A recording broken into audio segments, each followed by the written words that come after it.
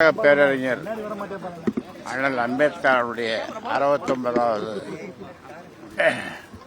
நினைவு நாள். இந்த 69வது நினைவு நாளில் அவர் வகுத்து தந்த சமநீதி, சமூக நீதி கொள்கையை உயர்த்தி பிடிப்போம்.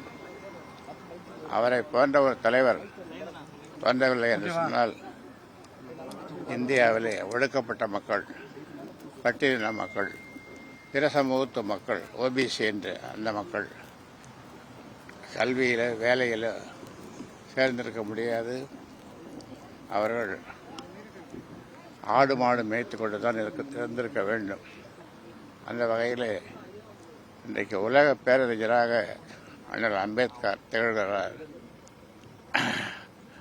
அவர் விட்டு சென்ற கொள்கையை நாம் தொடர்ந்து போராடுவோம், வெற்றி பெறுவோம்.